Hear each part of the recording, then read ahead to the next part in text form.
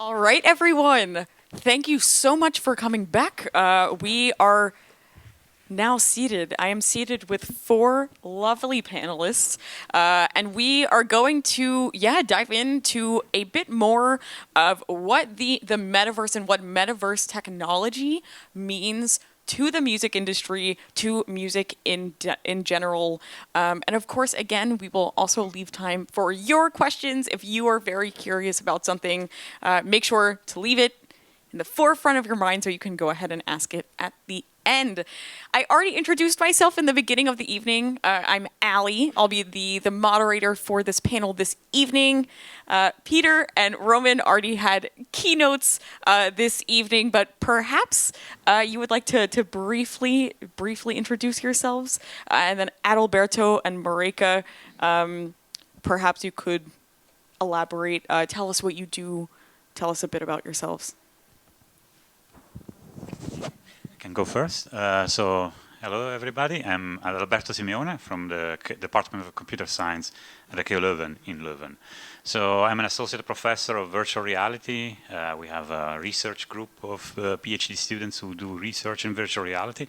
I come from the perspective of a discipline that in the academic world is called human-computer interaction. That studies the relationship between users and computer systems.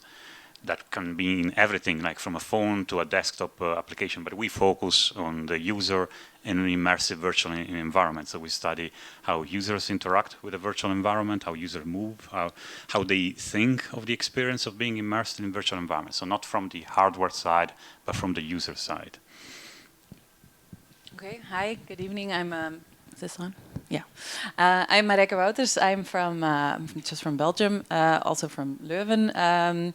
I work for Venly, and Venly is a blockchain technology provider. And what we do is we empower businesses and brands and creators with Web3 technology, so with blockchain technology, so they can build blockchain experiences without having to have blockchain expertise in-house. So they can just connect with our technology. We provide them with a toolbox. As such, I'm very involved in the world of NFTs, not as much in the world of virtual worlds and 3D worlds. But as you've heard, NFTs is one of the building blocks of the metaverse. It's not an essential element of the metaverse, but it's definitely a thing that will be part of the new generation of the internet. So in that sense, it's a really interesting evolution to talk about. All right, wonderful. Thank you all for being here alongside me. I think the first question that I want to ask, so you four are from very overlapping industries, but also very unique individual industries. And I'm curious about where you and your individual companies, industries are in terms of the level of adoption of metaverse technologies and also the level of enthusiasm that you see, whether it be clients, whether it be fellow people, fellow colleagues that you work with. Where are people mentally in terms of the adoption of the metaverse? And also, where do you see that going in terms of your specific industry, your specific backgrounds? I can kick that one off if that's okay, because accessibility to us is one of our prime reasons of existence. Our vision and our mission is to empower everyone to get onboarded to Web3, to blockchain. And so to make that as easy as possible right now, if you want to get access to any blockchain application, you need a crypto wallet. But to have a crypto wallet, to set up a crypto wallet is very complicated. I don't know how many of you here have a MetaMask wallet or a Venly wallet. Raise your hands. Okay, so a few of you.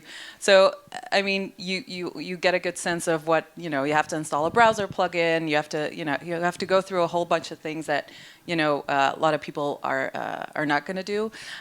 So in order for the promise of the metaverse and Web3 to happen, we need to make that user experience a lot more accessible. So that's what we're doing. Obviously, it's still a long ways away before billions of people are going to have a crypto wallet, but the industry is definitely catching on to the fact that we need to make it more simple, and it's going to happen in the coming years. Yeah.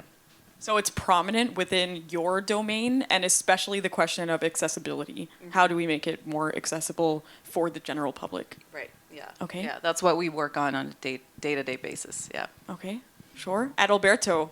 Yeah, I can certainly say that VR has died once, no, in the 90s, because the problems that we had, or researchers that came before me, was that what was promised by media, by science fiction, was too much, and the capabilities of the time weren't ready for it. So VR headset costed like thousands of dollars and were only accessible to professionals or other scientists. Now it is living through a renaissance, in the sense that it's much more accessible, like having access to VR or AR technology. But still, there's a lot of friction. You know? It's not like using your mobile phone that you have in your hand, as it was said. Like you have to plan in advance for an immersive session. You have to make sure that VR headset is charged, that the controllers are charged, that the Oculus application is working. Yeah, I think there's a lot of progress that needs to be done on the technological side to make it as ubiquitous as a smartphone is now. All right, thank you so much. Roman, we heard you speak a bit earlier about the music industry, and also, yeah, with wristband, its adoption of technologies to make these immersive experiences for concert goers. In the music industry, in your experience, yeah, where is the mentality in terms of metaverse technologies? I think that, like, there's a really interesting contradiction, right? Because let's look at Roblox and VR and technology and virtual worlds and all that. Let's put all that on one side, and then let's talk about what the kind of strange, magical energy you have from going to a concert, right? What is that about, right? You can go to see, and I've done this myself, you go to a bar where there's 20 people in the audience, where the PA system is shit, where the promoter hasn't even paid the band, so the band are already annoyed. And somehow there's this strange voodoo that happens, where the band plays, the audience is there, and everyone is connected into this incredible thing. And that isn't, by the way, this isn't just about independent bands and, you know, like unheard of. Like Joy Division had that. Like Wu-Tang had that. Like all of the biggest artists that we all now think of as the pantheon of what music culture is had that moment where, oh, I saw that band when they played in front of 25 people or whatever. And so the question is, how, with that strange magic that is happening, how do we translate that? It's not about that world and the energy of what a band is being they have to adapt to the new world. It's what bits of the new world can this existing thing employ. So for me, I'm kind of like, I'm a complete anomaly, right? Like I'm there in the tech world, like where I've done talks and in Silicon Valley and all these people that I've just like, I've thought these people are the worst people I've ever met in my life, like the most depressing people I've ever met in my life, and I've had to explain to them why people go to concerts, and then I've had to go to places where people are booking agents, or like we did in the Live Europe thing we did a few weeks ago in Copenhagen, where it's the entire live music industry, and they're seeing their revenues shrink. They're seeing that they're becoming more and more like out of touch with what is the audience.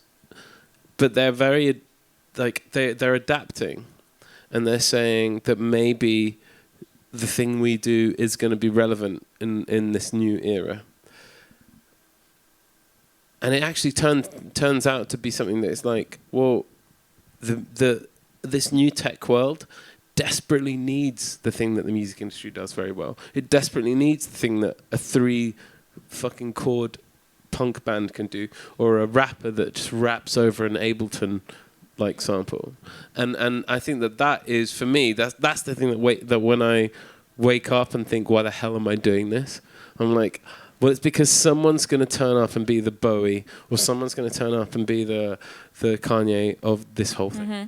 Yeah, so what I hear is caution, lots of caution, but also do you find that metaverse technologies they are an asset to what you're doing at Wristband? An asset to like musicians, or do you mean? I think like rewind time, right?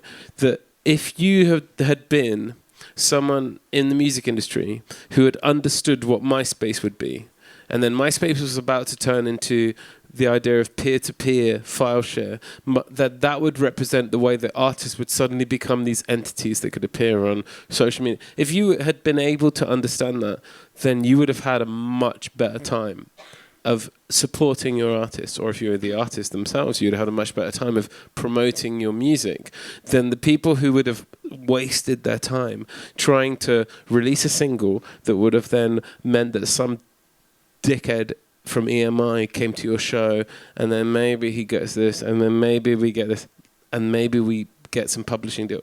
Like, the entire universe has changed for an artist. And there are musicians that are having incredible reach using all these new tools. But it is in the earlier stages. Like, I will hold my hand up and say, none of this is good enough yet. Like, none of this is good enough yet for anyone who runs a venue or whatever.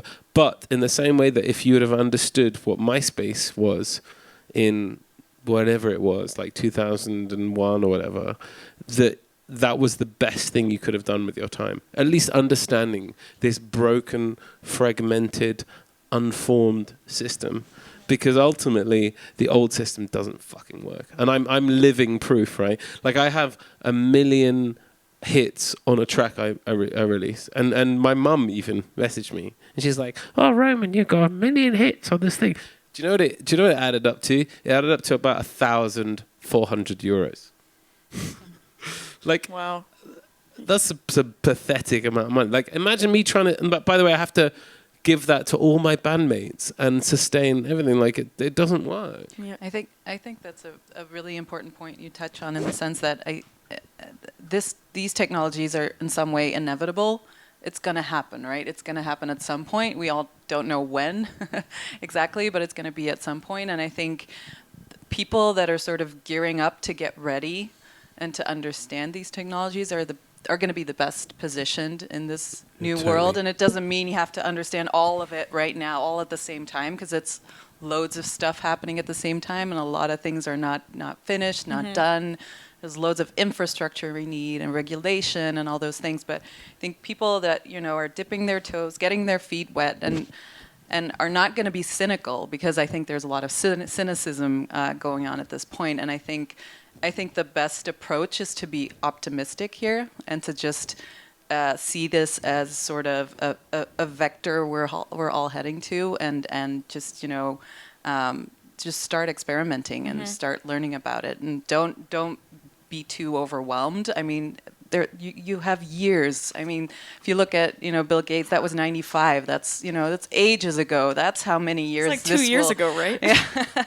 That's how many years this will take to take on the forms and the vision that we're all thinking of. So there's heaps of time, but just start and get ready. That's what I. Can I add something to that actually? Before? Sure, and then Go we'll pass it on to Peter. go Go on. right ahead. I'll make it short then. Yeah, go right ahead. Go right ahead. Which is it, like, if anyone tells you, well, this is the way that crypto works, this is the way this, none of them know, right? It's fucking brand new. You could do 6 YouTube tutorials and be an expert, because I'm afraid none of them are experts. Like, it's brand new. Sorry, carry on. Sorry, I'm on the No. stage. So what was the question again? Oh, well, good thing I didn't so pass it on. I'm wondering. What was the question? I'm wondering. So each of you come from unique backgrounds. Yeah. Where is the mindset in terms of the adoption of these technologies? I think you cannot describe as a general adoption. Like I discussed in the keynote, there are certain age groups that are just used to those experiences, and we don't have to see it like we are not going to live concerts anymore. There is no feeling that can be better than going to a live concert. But maybe a virtual concert is much better than watching a stupid TV show. And that's where the opportunity is, in my opinion. Because that's where the younger children, they are not watching television anymore. So there is an opportunity for bands who are not performing on a world tour, for example, or a club tour or whatever, they can do something else in a virtual world and engage with their audience, or maybe reach out to another audience. But the one doesn't need to replace the other. It's an and. And for certain age groups, it's already happening because they're used to those experiences. For us, for the older generation, it's new. And we are thinking about, hey, a live concert is much better, and it doesn't reach the level of engagement in a virtual world than that we have in a live experience.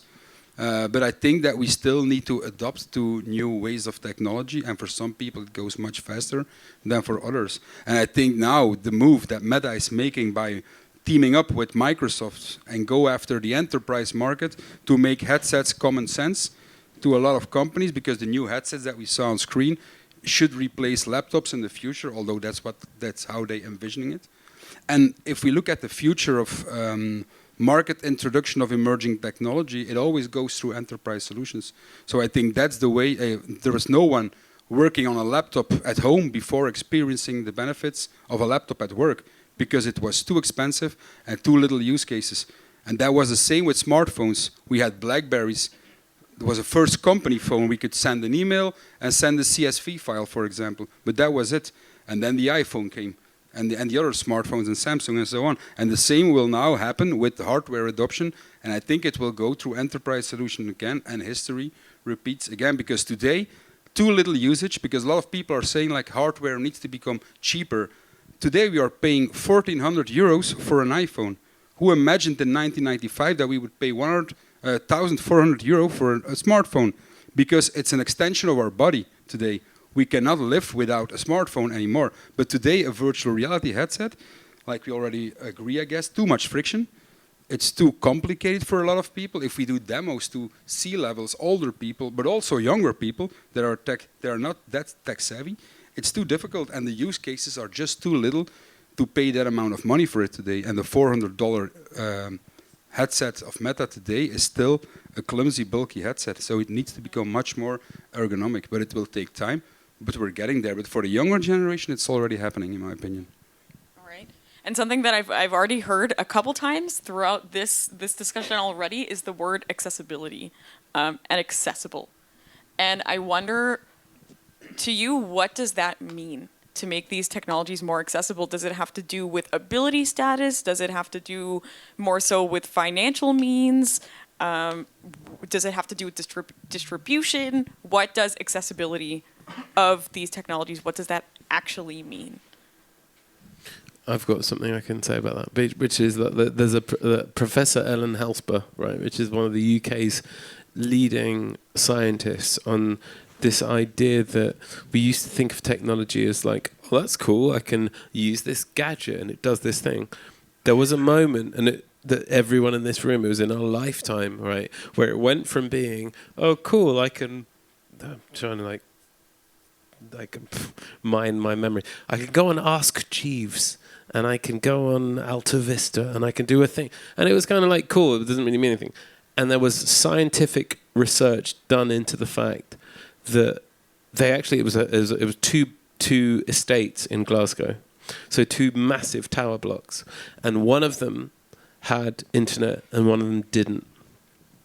And they researched them for 3 years. And it's insane how it transformed the lives of these two different blocks.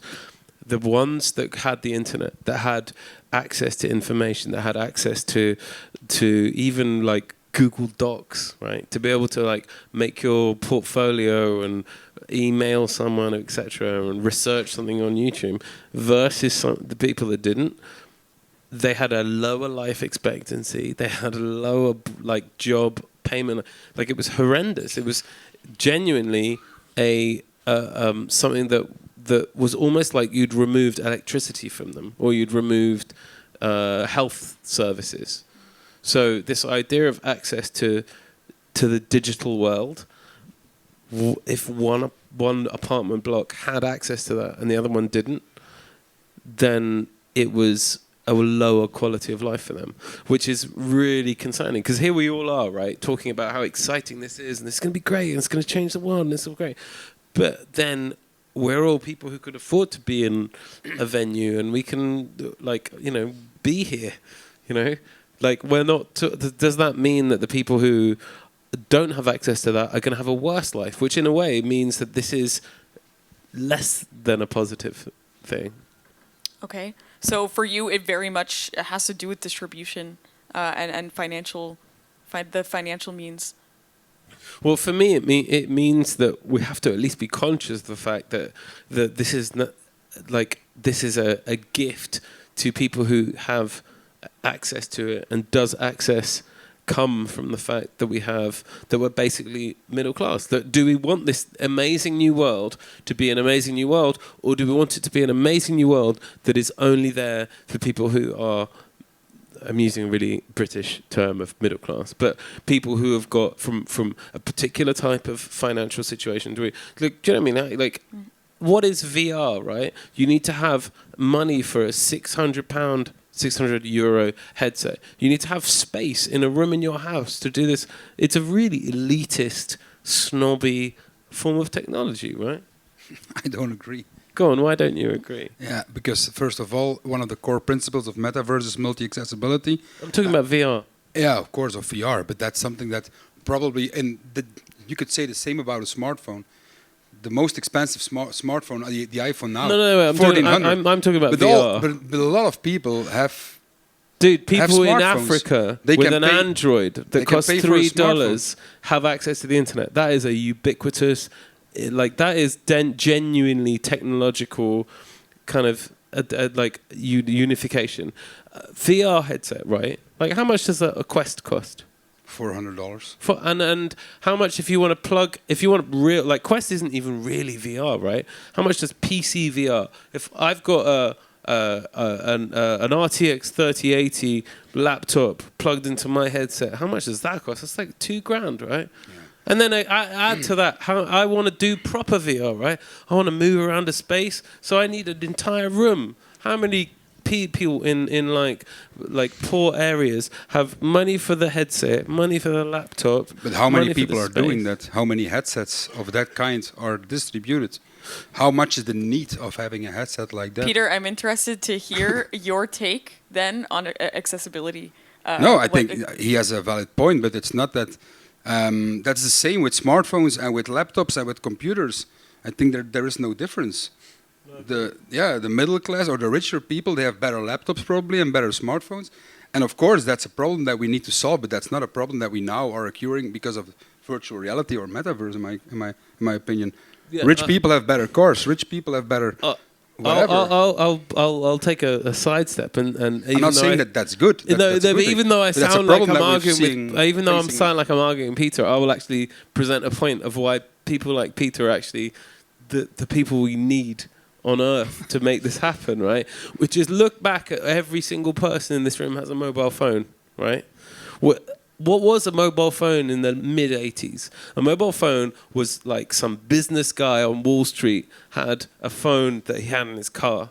So you could argue exactly the same thing, right? Oh, this mobile phone thing is just for rich people. It is. But thank fucking God that those Wall Street guys bought mobile phones, because it meant that eventually people in Africa, and my friend runs a startup that has this, the initiative is that they can get books and education to smartphones to people in Africa because it's cheaper. They can't afford laptops, they can't afford any of that shit, but they can afford this thing.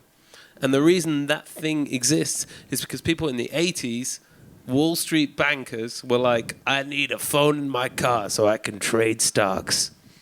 So yeah, Marika, because you were the one that originally brought up the topic of accessibility and how your work at Venly also, you're aiming to make these technologies accessible to as many people as possible. I also would love to hear your input as well. I think that whole discussion goes back to the point I was making before, right? Where we're all spending so much time talking about the metaverse, where we're not there yet, right? It's still a long ways away, this vision that we're all working towards. And as with any technology, everything will be cheaper because technology will be better, and that's just how things work. So things will get more and more accessible, and debating whether VR glasses are going to be, are too expensive are somewhat beside the point, because metaverse is about so much more than just the VR aspect, right? It's one component if you want it to be, but metaverse is about how we're going to be experiencing, or how we're going to be interacting with anything digital. I think from my point of view, I think, blockchain and blockchain technology is inherently going to democratize banking, for example, for people. I mean, there's still communities that certain types of, or certain groups of people that still don't have access to banks, for example, which, blockchain will empower them to actually have an economical presence and be able to save and be able to invest and make financial transactions. So inherently, that technology, it being the decentralized technology that it is, and it making, decentralization, eventually is about pushing power to the edges, right? Where Web 2 was about centralizing power and about, consolidating power in the hands of a few. Blockchain and decentralization, which is an essential component of, this new internet, which is the metaverse, is about pushing power back into the edges and to the individuals. So I think in terms of accessibility, there's just two ways to look at it. There's that aspect, which I think metaverse and then this new internet generation will actually be more accessible to a lot of, and especially the economical activity in the new internet. But then it's also about, like I just said, having access to blockchain, right, and having access to these technologies. But I mean, that's just a matter of having infrastructure builders that are solving these problems, and they're doing that right now, right? I mean, you can. For anyone, if you want to try it out, just go to wallet.venly.io and get a wallet. It's free. It's really easy. You just put in your social login and you have a crypto wallet, and you can just start playing around with it. So I think, it's just a matter of time before things will be very accessible to a very large number of people. Yeah, maybe to veer away from the accessibility topic for the moment. So all of you are here this evening because you are interested in the topic of the metaverse, right? Yes. So that was a bit you had to say. Yeah. Thumbs up. Okay, all of you are here because you're slightly interested in the metaverse. Yes. Yes. Amazing. And music. Yes. So my question for you four is meaningful experiences and criteria of the metaverse. To make a meaningful experience for a fan. What criteria should a metaverse or metaverse technology, what criteria should it meet in order to ensure a meaningful experience for fans or for users and so on? Define meaningful? Is it, yeah. I think I see with every technological evolutions that we're now on the next iteration of how we experience the internet, maybe even a new shift in computing platform with VR, AR devices. With every new shift and new evolutions within technology, there always has been opportunities for musicians or other content creators to create something for those new platforms or new technology. So I think there will be a huge opportunity to create new, engaging ways to move an audience and to connect with an audience in an other way, not the only way, but in an other way to reach out to your audience. In the past, we had plays. People were on a stage and they were performing, and then we had video. So people on stage were like, "What are you doing with video? This is not real.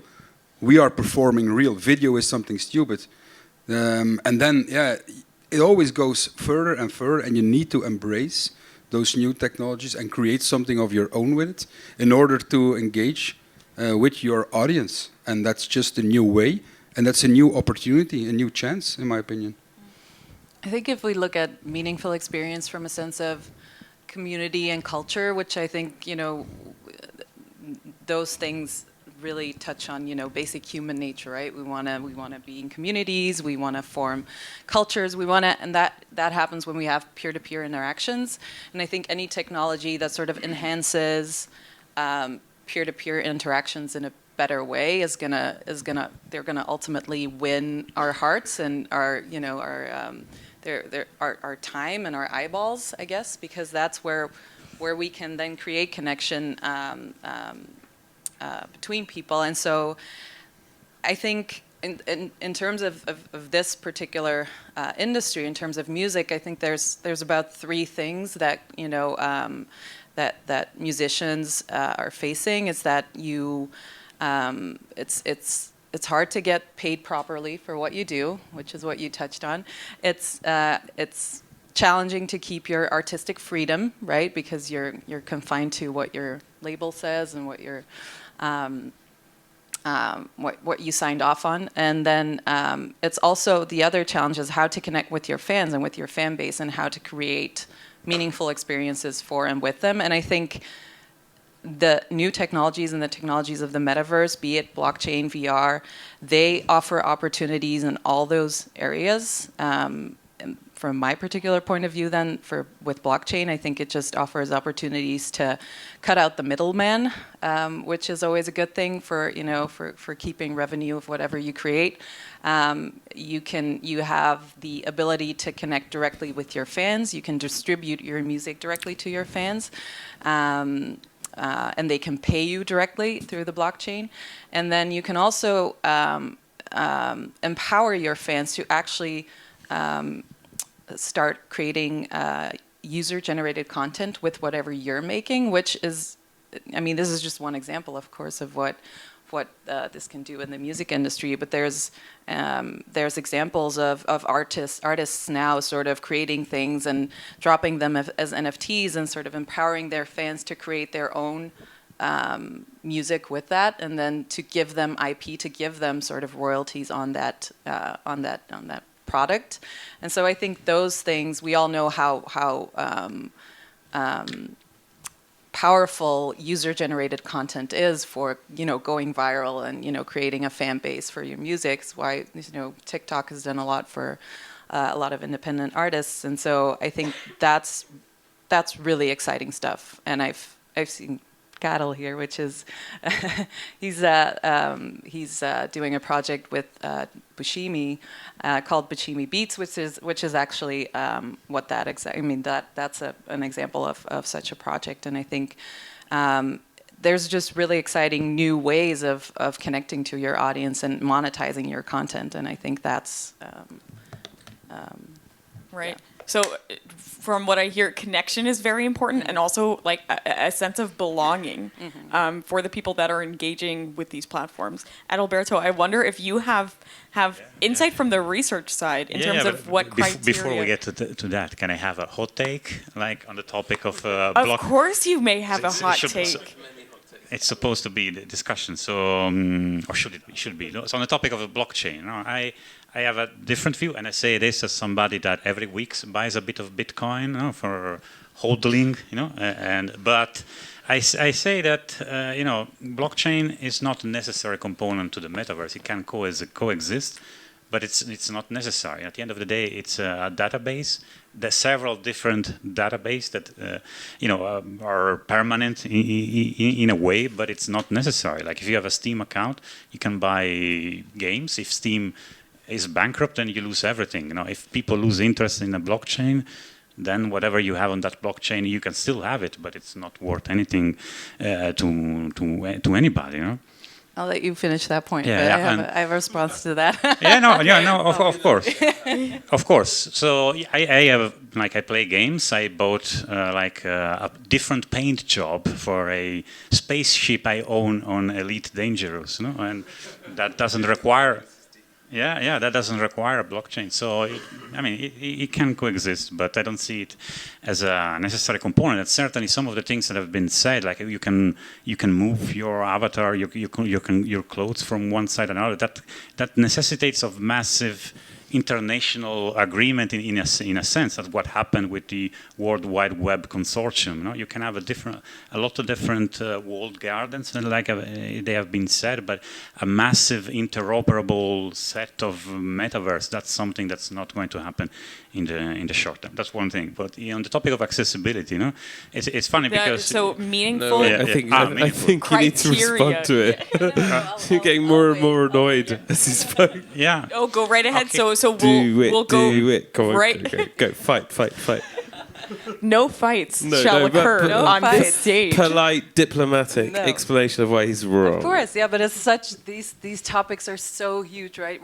We're trying to put so much into this 145-minute talk, but I get your point, obviously. No, it's definitely not necessary, just like, internet was not necessary to watch a game, right? But it has sort of an inevitability in the way that so these new generations, right? They're going to these platforms where they're offering the opportunity to create. I mean, that's what they want, right? We can't. They'll go to platforms where they get to create. That's sort of the world that we're in right now. If you then offer them the opportunity to monetize their creations in a trustless, permissionless, and essentially then frictionless way without any revenue leakage, where are these kids going to go? Which platforms are they going to gravitate towards? Those are going to be the platforms they're going to go to, where they're going to be able to monetize their content in the best way. So it's somewhat of an inevitability that whatever metaverse platform will empower these individuals to monetize in the most honest and best way, those are the platforms that are going to win. That's just a fact from, that's what we learn in the computing area. Any platform that essentially serves their users and the developers the best, those are the best positioned to ultimately win. So no, it's not necessary, but which platforms are going to win? Those are going to be the blockchain-based platforms, in my opinion, I think.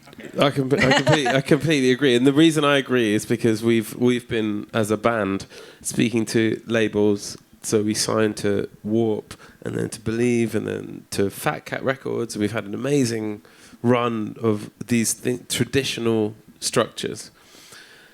And then you realise that they're trying to operate into this world where it was about trying to sell a thing that existed when you used to try and get a record in a shop, and people used to go into the shop and they would spend like 12 euros or pounds or whatever on this piece of shellac or record. Like, it doesn't make any sense now. And then all of a sudden a new structure emerges where you can actually create a piece of content and not be in the label industry or in this or selling something. You just have a direct link.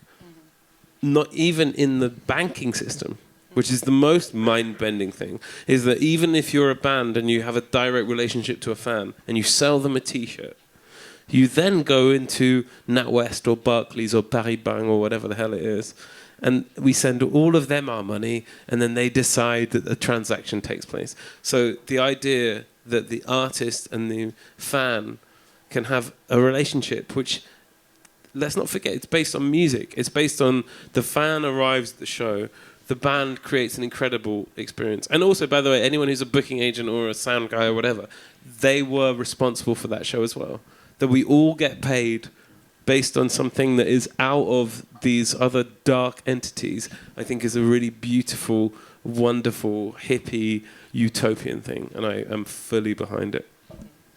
Adalberto, anything additional to add? Go right ahead. Well, maybe I can answer. Go on, you're going to to sound the like a academic. Satanist if you go against that. Maybe I can give the academic perspective. Sure, that would be wonderful. your Go right best. ahead. So yeah, as an academic, we do research in virtual reality, and so there's not actual research on the metaverse. That's more of a engineering or infrastructure problem. We take the perspective not of brands but of knowledge and how it might benefit the user. Like, is it actually beneficial for the user? Does it add value to their experience of using a computer interface or not? not.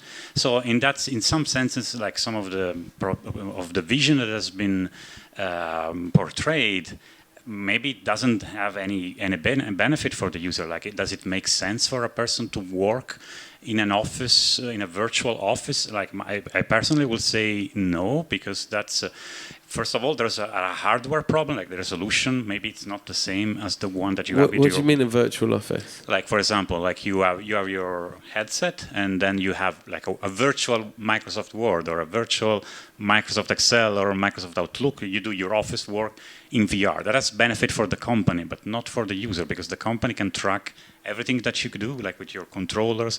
They can know where you're looking. So that's like something that's more of a dark dimension for the company, but doesn't actually add anything to the user in terms of efficiency. Like, probably they can do the same job as well on a regular computer. But in some other circumstances, I can say, okay, yeah, like a metaverse, or actually, let's call it like it is right now, an online multi-user platform can have some benefit. For example, if I want to buy something, I don't probably need to walk in a virtual supermarket, because that makes me lose some time. It's best to go on Amazon, search, head to the basket, and I'm done in a few seconds.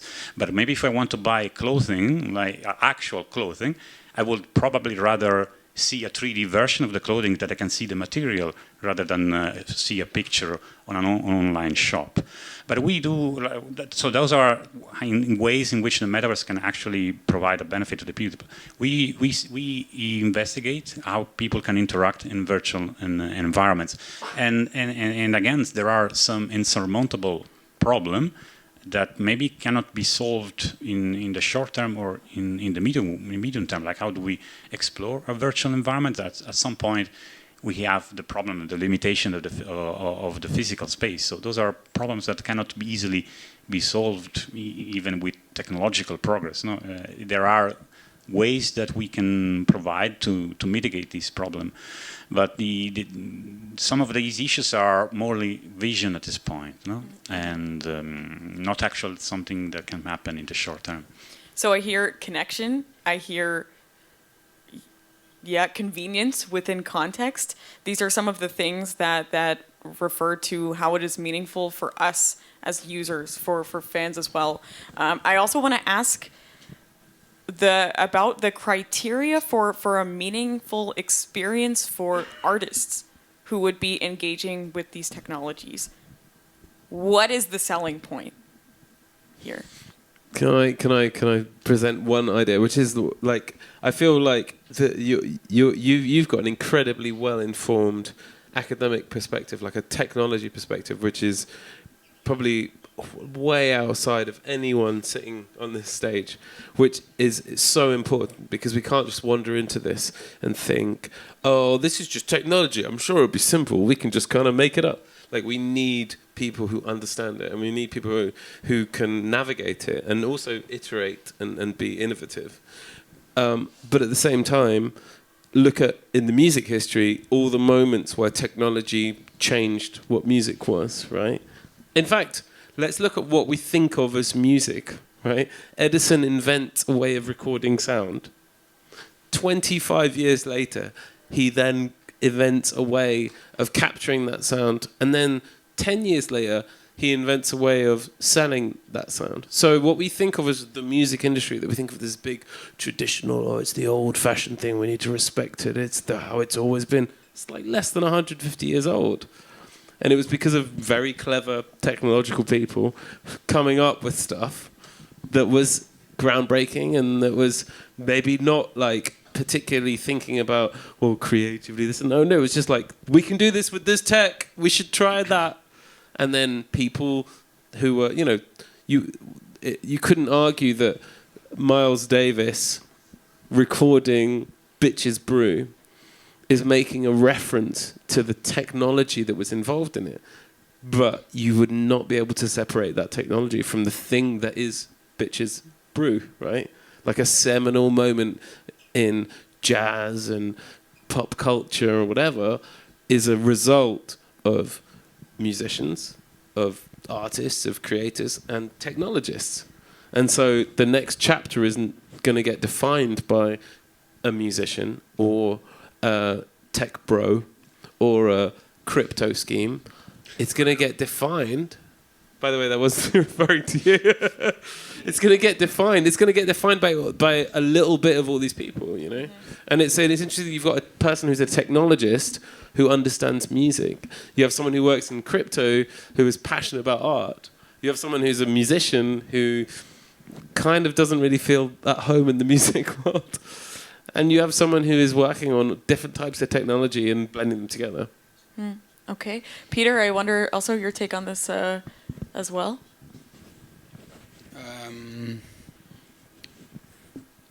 Good question.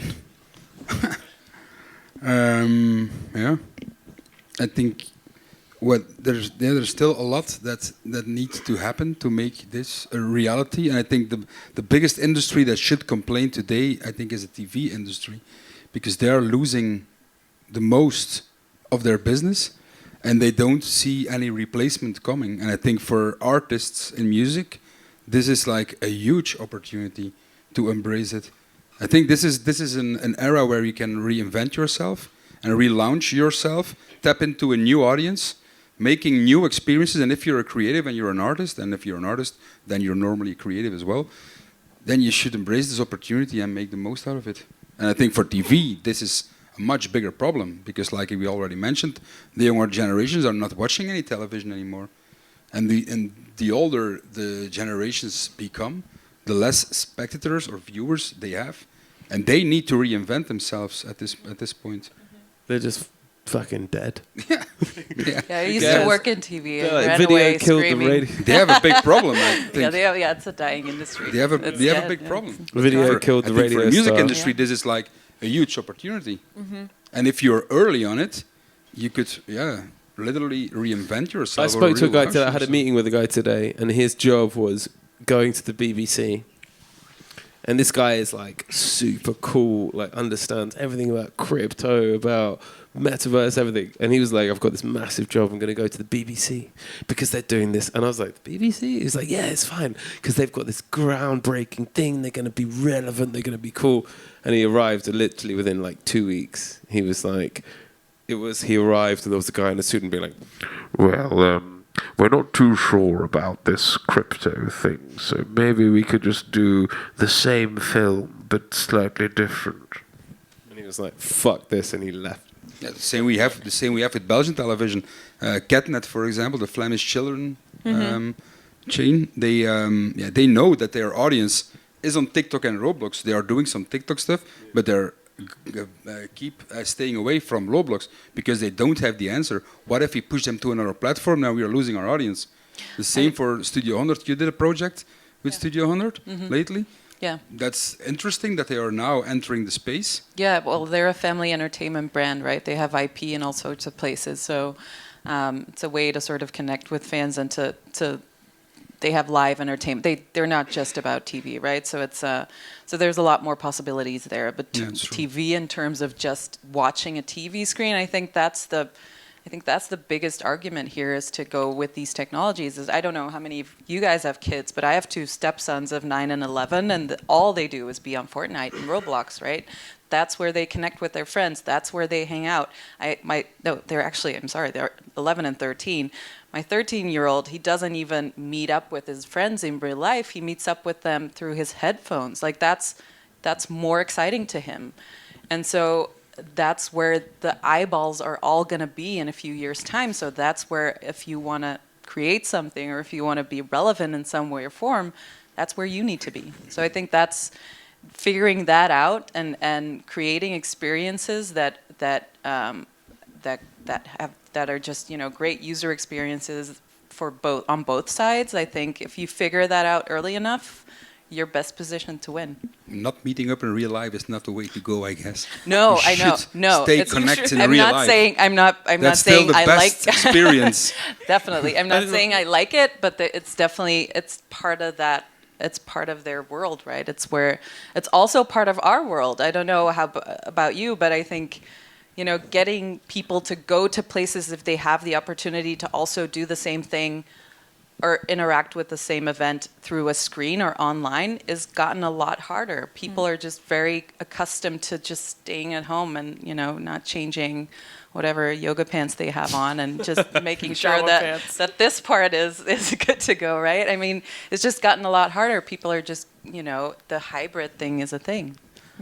I think that's the most, like, for me, of this whole talk, that's the most interesting bit. It's not only that you're acknowledging it, but that you're not resenting them.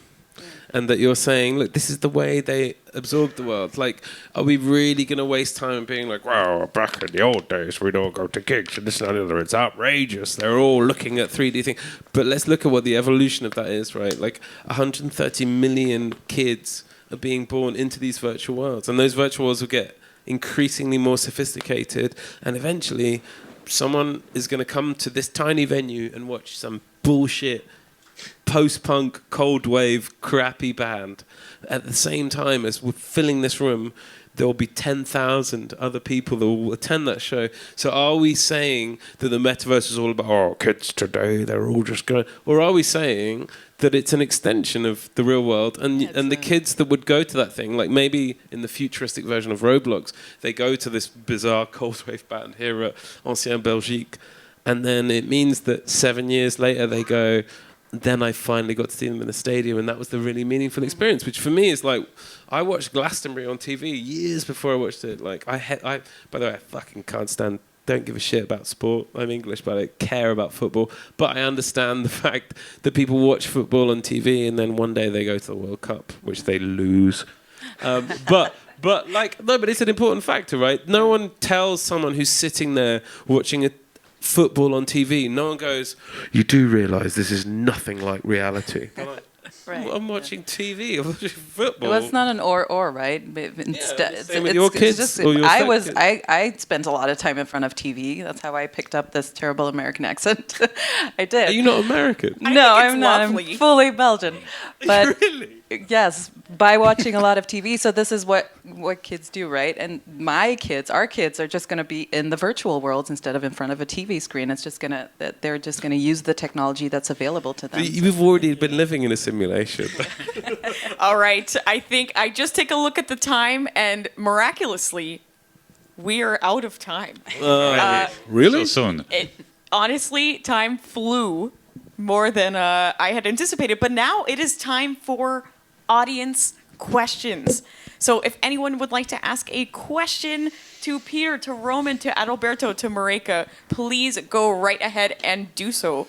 Maybe not a question, but maybe just a remark. What I experience, and I experience that more often when talking to people about subjects like this, is that we are stuck in our own habits. And like we're talking about comparing live concerts to what's going on in a metaverse or what's going online, but we're not trying to imitate something that's going on stage and doing the same that it's online. You're trying to create something completely different. I was talking to somebody who said, well, we're talking about this, your numbers were like 85% of the kids are, or playing games are under 25. That's a new generation. I mean, well, there's even younger ones. We have this really romantic idea of going to a gig. But they think, why would I travel 1 hour to go to a place where I can't see the band, where I get some beer poured over me, where there are lots of cameras in front of me so I don't see what's going on? I can sit back in my haptic chair and I can feel the basses of the band playing. I have this first row view. That's not something that's going to replace live on stage, but it's something different. It's a complete different experience. And I think the real question is, what is this different experience going to be like? Because with that, we don't know yet. So that's more just... What's your name, dude? Jos. Jos. How do you feel about that? Do you feel like that there's a loss? Like, have you got any kids? Yes. And then the idea is, are they missing something? Like, is there a moment? No, because I'm not trying to judge. I could ask the same question about You've made the most positive comment of anyone tonight, of anyone. No, but I'm not trying to judge the new generation. Like, I was maybe telling to my dad, well, you're old. I mean, I'm doing stuff you don't understand what I'm doing. So they're in a completely different world. They are trying to find out what this world would be like, and we are trying to frame it for them, and we don't know what to frame. Oh my God, you're such a good dad. Yeah. I don't know. You're the best. Can I give him a round of applause for this guy? Yeah. He's not like, oh, back But in my day I we would do completely this. agree. I Maybe- completely maybe agree. I wish my dad Yeah, was I like agree. you. Can you be same my like my dad? grandparents? They came home from work and they went to the pub, to the bar. Yeah. They were not in front of a television. And then my parents, they came home from work. They did their job and they were in front of a television. Yeah. And like my grandparents could argue like, what are you doing in front of a Yeah, while you're television? sitting on television, It's the go same. outside, go play. It's- and do yeah, other it's just stuff. a new I mean, generation. yeah, Yeah. it's a new generation. Until There they're on a are- Wednesday afternoon and they have no school and the sun is shining and all their friends are outside playing and they refuse to go outside and stay in to be immersed in a virtual world, then I think I would step in as a dad. On the other hand, hey, maybe look you at should look go at your outside. kids. Look at your kids. I mean, they're already if they're online, they're playing with people all over the world. They are really life for them is being talking to people or Yeah. chatting to people at the same time, and it's not about Perfect seeing, English, by in the perfect way. English, and it's not about seeing the gig that is live. No, there's maybe a gig going on somewhere, and hey, we're chatting. That's the live part, not the gig. So it's a completely different thing. And maybe the other remark on the blockchain, because you're quite cynical about getting paid not enough, which is completely am. right. Yeah, Are you pointing at me? yeah, but you're making remarks on that. I'm saying the music industry is failing. Yeah, the major, they completely. are made, and all the majors, they're going bankrupt. I totally agree with that because they don't get it. They're dinosaurs. And there, the blockchain part is really connecting copyrights to blockchain and identifying that and getting this real payment on whoever is watching and using your music. I mean, that's where really the artist is going to be in control, and that's what I believe for the future. So the artist is going to be in control. It's not some big label or whatever is going to be in control. It will be the artist, and we have to find out what it will be like in the metaverse. It's not only going to be artists and labels and structures that are going to do it. It's going to be dads like you that are going to make it happen. Because some kid's going to grow up and be like, no, this isn't working for us, right? Like, you can't put a track out on Spotify and expect it to happen. When I signed a 4-album deal, and the first show we ever did that I was so excited, we played a concert. We did La Botanique, then we did a whole tour or whatever, and the first thing we encountered was an old guy being like, you realise that in the 90s you'd all be millionaires? Be like, oh, thanks, man. Like, I was having an amazing time. It really does a lot for me now. Yeah, right. And I just think that like there is a new era coming, and there is there's a transformative approach to how music is working and what its value is. All right, Jos, thank you for your comment. What Yes, are you next time we do this, you what need are to you be doing in up life, here, Jos? bro. Okay. Where's the venue? Ah, Okay. okay. Very interesting point of view. Yeah. See that? And that is why we have conversations like these. Precisely. Okay, Jos, thank you so much. Any other questions, maybe non-questions, maybe comments? Yes, go right ahead. Criticisms even. You talked a lot about the generations 25 or younger. They are the future. For them, it's normal. They grow up with all these new technologies. There's still a big generation, 25 plus, that are still enjoying music today and that are not making the step easily to the virtual world. So I think there's a big possibility in the hybrid way of combining the analog way that we consume music today and combined with the new technology like blockchain, NFTs. What do you think of this marriage between the hybrid old and new technology? It also, what's your name? Manu. Manu, thank you for your question. It reminds me precisely of wristband as well. Yeah, I mean, so the startup that we created, and by the way, I'm an anomaly in the tech industry. I'm a guy in a band who created something and then sort of, I feel like a complete charlatan in the tech industry. But it's exactly that thing, which I don't think there is a place for just a bunch of tech people or Silicon Valley people telling everyone who is a music fan or a band, this is how music works, this is how concerts work. I think that the important thing that's going to happen in technology is when a concert in a small venue or a jazz bar or a punk club or a hip-hop venue, whatever, is able to use the metaverse to increase the reach it has.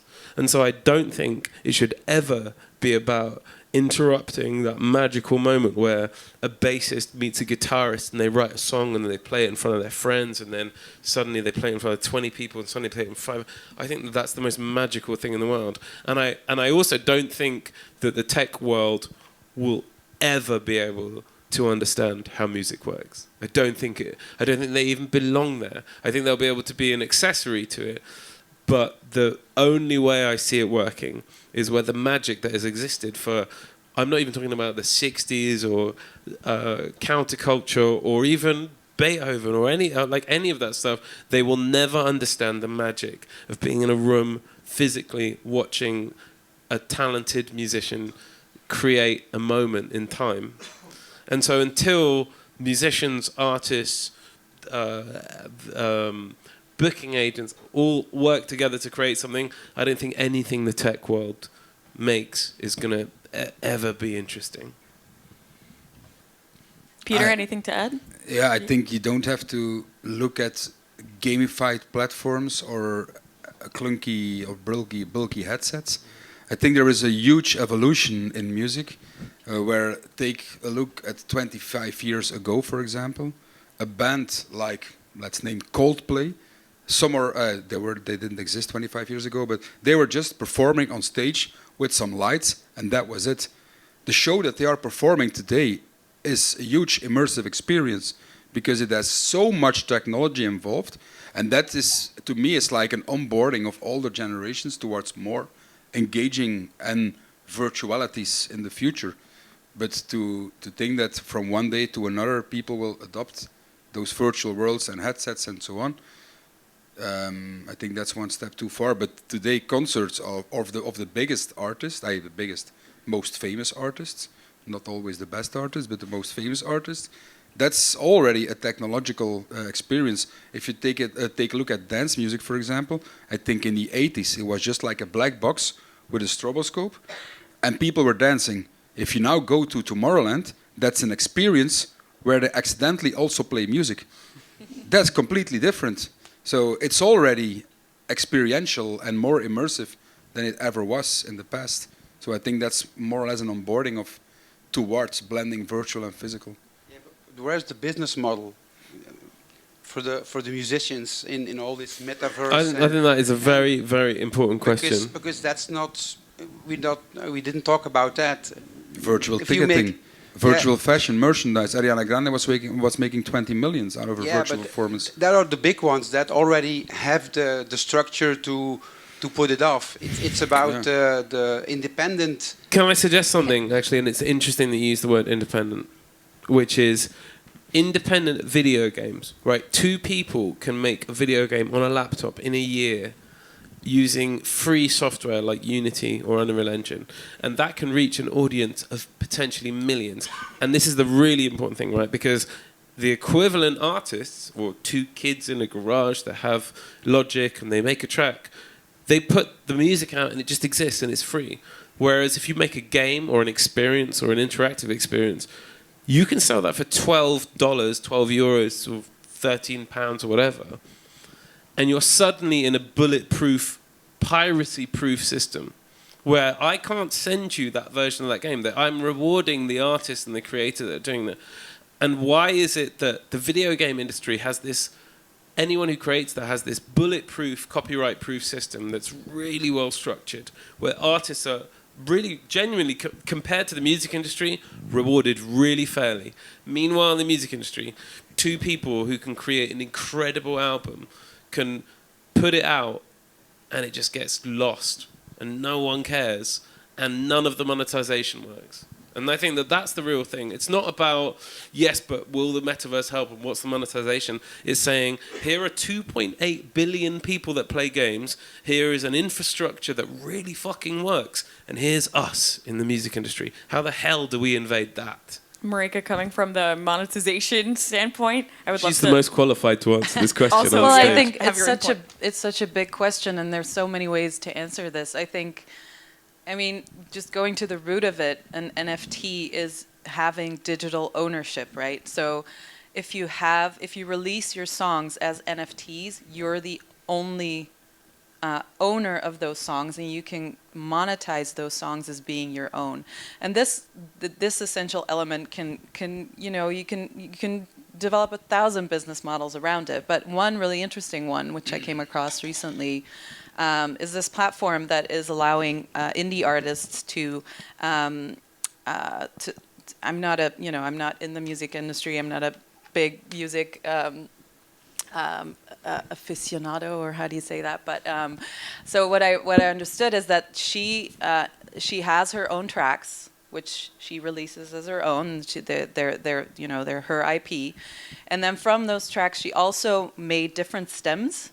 And then this platform allows her to put to put those stems into an algorithm, and then that algorithm will generate, in this case, I think it was 500 remixes of her song. And then she released those remixes as NFTs. Her fans could buy those NFTs, and then she released all licensing rights on those remixes. So now these fans can take these remixes, being their NFTs, and so being their property, and put them in their YouTube channel, put them, use them in a video, even release them on Spotify as being their own if they want to. Which, what this does is it creates this experience for her fans where they can actually, have ownership of something that they love, and that they are, very incentivized to distribute and to show off to their friends. And this, this becomes this flywheel of, this positive feedback loop of where your fans are really involved with your content, and they help you release, and then you're still the owner of your original song, so they can get more traction. And it's this whole positive feedback loop thing, which I think is amazing, and this is possible with NFT technology, which wasn't possible before. So it's just one example. I mean, just Karel isn't here anymore, but he's doing something similar with Bashemi. There's just a whole ton of experiments that you can do. Being an independent artist, you don't need a label for it. You just need a crypto wallet and some people that know what they're talking about.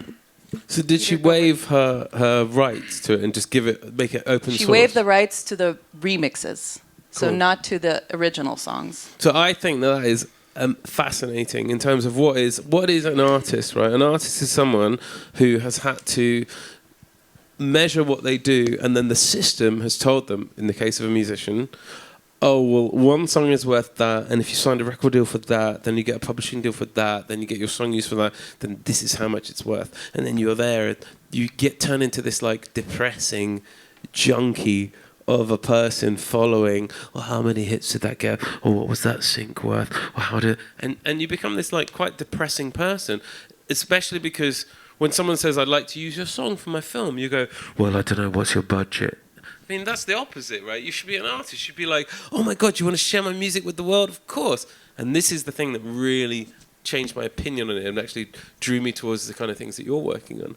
Which is, we did the show in South by Southwest. I contacted all the filmmakers that I knew because we were going to do this big visual thing. All the filmmakers I spoke to, because they knew brands were involved in this and that, they were like, well, I don't know, how much is it going to cost? Are you going to use my art? I don't know, but if you can give me this much money, but usually I license it. Then we contacted NFT artists.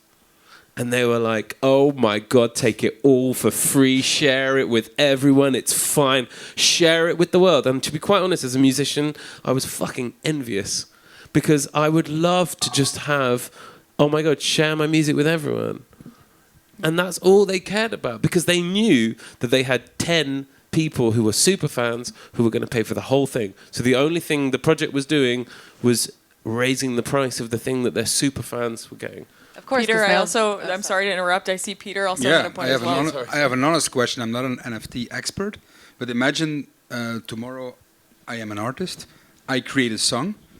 I want to publish it myself on blockchain technology. How do I reach my audience? How do I make sure that somebody buys my songs? How do I reach them? Those are two separate things, though, right? Because you're talking about distribution, which, my God, do we ever need labels, publishers, A&Rs? Yeah, but we are talking about cutting off the middleman. No, you're talking about how do I make sure people... It's an honest question. I don't know. I'm not criticizing.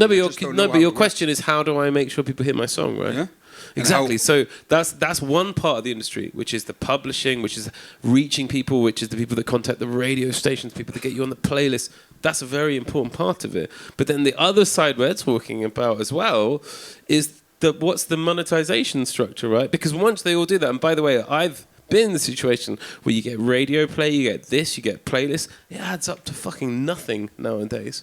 Because if you have, I've got 1 million hits on a track, and it gave me less money for a month of rent. So that as a business model, it doesn't make sense. It doesn't make business sense to be. I had the same with my book. I went to a couple of publishers, and they said like, okay, write it, we'll publish it, and we'll give you 10% on the sales. Yeah. I was like, so what's your question then? How do you get to the but okay. So if I write it myself and I publish it myself, how do I reach an audience? Is it about the technology you use and the platform you use, or is it about creating the fan base you need to get your content sold?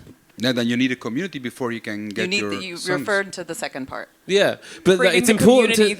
It's very important to separate those two things, right? Those are two different things. Because the idea of the whole structure of how you reach an audience, and there are some people that are great at it, that can make a great profile, that can reach their audience, etc., etc. But there are also the tragedy is there are people that are great at doing that rely on the old model, and it adds up to fuck all. Well, yeah. And blockchain and things like that make it actually removes all those guys. I think creating the fan base and getting the fan base to like your content, that's obviously your responsibility and the responsibility of the quality of your content. In this particular case with this artist, she had a TikTok song, right, that went viral. Yeah. And then you create this community, you create fans, you create people that are hungry for your creation, and then you have to go to a system that essentially steals from you, right?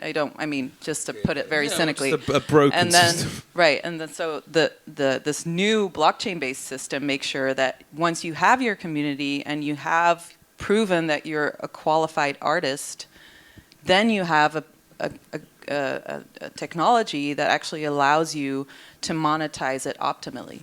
And much more transparently. Honestly, yeah. Transparent. Doesn't this require the government? From our super articulate. Doesn't this require the government to provide some kind of backing to it? No one will buy an NFT house. No, only if there's an established institution behind it that guarantees that the ownership has some actual sense. No, if I create a blockchain, you create another blockchain, that won't guarantee you the rights or the ownership unless there's an institution that's reputable that backs it.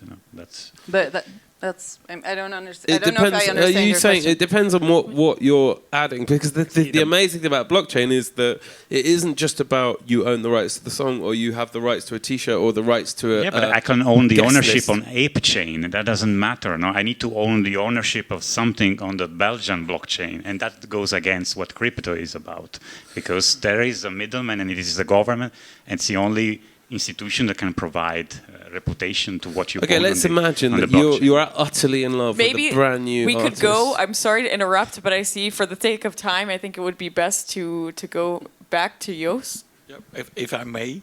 Yes. Jos, you're the best thing that happened to the whole evening, mate. So fucking carry on. Not to make it more complex, but I see that we're focusing on one thing, and that's NFT and copyrights.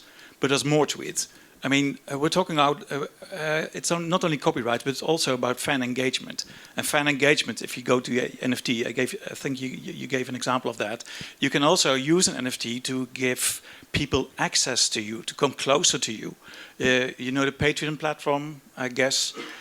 So you got your own fans, and you get fans that have a subscription. And the subscription can be like €5 a month, or like €20, or like €100 a month. And I know pretty much a lot of artists in Holland that work on that, and they get there. It's not much, but they earn like €2,000 on Patreon a month. So that pays the rent, and that pays their sandwiches and whatever. And you go on from there. So I think that's something that keep that in mind as well. It's not only it's about creating. It's not only about your song, but it's about creating the world. You have a vision of a world. You have a story to tell, and the story is more than the music. It goes back to what we were talking about earlier when I asked about the criteria. What is the criteria for me, a it's meaningful engagement. experience? Yeah. And that was also, Marika had mentioned connection. Yeah.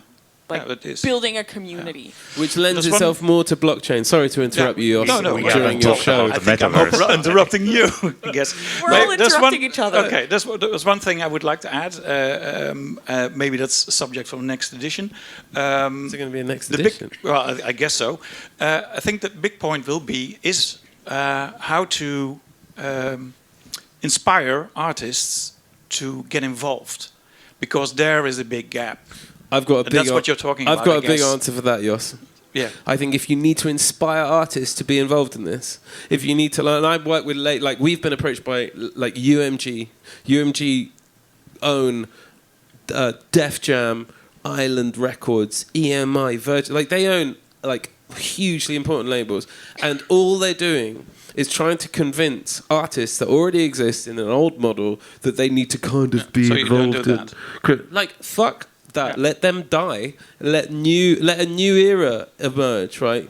Like anything from whether it's the Sex Pistols or Joy Division or Kraftwerk or whatever, they didn't emerge because someone supported them and suggested that maybe they should. No, it didn't. Because it was a pioneering move towards a new era. And I love that any artist that exists now that is in that system can do what they want, just in the same way that we'll always go to a show and listen to a guy playing a folk guitar and it will still be magical. But at the same time, there will be some pioneering shit that will happen and it won't need encouragement. What I'm trying to do is, I started a program in Holland to help artists to I knew get... there'd be an agenda. Yes, no, I there's no knew agenda it. to that. I I'm knew just it. what I You noticed were is just a that it clever really guy. helps. So I started this program in which we're helping the artists to get non-digital. I mean, to get digital, to learn what's going on, to inspire them, to get them ideas, and to try to help them to realize their ideas. Yeah, I think that's the point, right? You have to educate. I mean, there's just going to have to people that are going to have to step up and educate and help us separate the signal from the noise, because there's so much noise. It's just hard for us, even in this setting, to get to a definition, right? And to get to sort of a framework where we're all talking about the same thing, because it envelops. There's so many things involved here. It's so many components. So for an outsider even, I mean, if it's difficult for an insider, imagine for an outsider. There's just a lot of education that needs to happen in order to inspire people. And I think that we're just going to have to go through a couple of years of that first. And I think... Go right ahead, Peter, and then after that we'll wrap it up. I think for the sake of time, but I go think right it's ahead. just mindset. It's the same for companies. Companies who ignored the internet in the past, a lot of them died. And so that goes for directly, the artists, like Roman is saying, the same. If you don't want to embrace evolution and progression, then you will probably have, you will not become the biggest star probably anymore. In as far as you want to become the biggest star. The proof will be in the pudding. Yeah, though. probably. There are many issues to be solved still. Otherwise, people will be disappointed about what the real metaverse is right now. Like if you have seen the Facebook, the meta videos about people attending a concert, you probably heard about the issue about people lacking legs, and those are issues that have to be solved. But some of them, cannot be really easily solved. And otherwise, it will be a problem for people experiencing it. For example, you can explore a virtual environment by your controller, walking through it, but you will be stationary, and you will feel that you were moved, and that creates a problem in terms of nausea, dizziness, and so on. So those are issues that have to be addressed through research. Otherwise, people will be disappointed, and VR will die a second time, and it will harm the whole A sector. fourth time, I'm afraid. It's not died a second time. Lawn My Own Man, the early 90s, the Sword of Damocles, 1960. It's died 7 times before this bullshit. Sorry. All right. With that, No, wait, there's the last word that this lady wanted to say. Well, the point was already made. It was Peter's graph about the peak of inflated expectations and the trough of disillusionment, and then the plateau of productivity. We're definitely in that. We've passed that peak of inflated expectations. We're in the trough of disillusionment, and it'll just take years before we get to the vision. Everybody's just really having FOMO because nobody wants to miss out on this. So there's a lot of talk about this, but really just be optimistic, do like these first couple of risk-free things to sort of dip your toes in, and then just let the technology and the infrastructure build itself So out. maybe not early adopters, but early questioners and early explorers. looking early Can explorers. I leave a last comment on the early explorers thing? Right? You may leave the It's last comment. Pretty Ruben. short. Which is, think about Kraftwerk, right? Kraftwerk invented what we think of as electronic music, right? Completely defined the following 40 years of music. Like, I don't think many people could argue with that, right? The synths they used were hard to use. They didn't stay in tune. They kind of sounded shit, right? But they embraced how it sounded and they adapted it. And while all the people that were in the prog rock, like complex synth things, were trying to make like rockist, like Bach played on a synth thing, Kraftwerk stripped it back and they used what that tech could do at that time and they transformed modern life. And I think that that's what the next step needs to be. That is a perfect segue. Roman, thank you so much. I Saved would by love Kraftwerk. to thank truly Peter, Roman, Adalberto, and Mareka. Can I have a huge round of applause for them?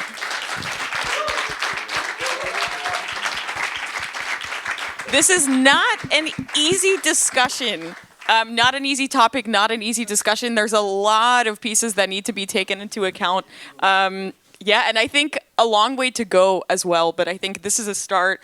And going from what our friends in the audience have just said, this is also exactly why we need to have these discussions in the first place, to have these questions asked and to have a very open, honest discussion about these topics. Thank you for being here this evening.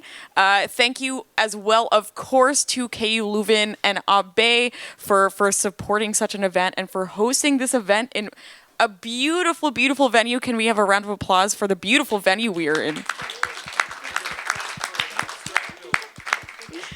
Alrighty, and with that, please have a wonderful evening and enjoy and stay warm. Thank you.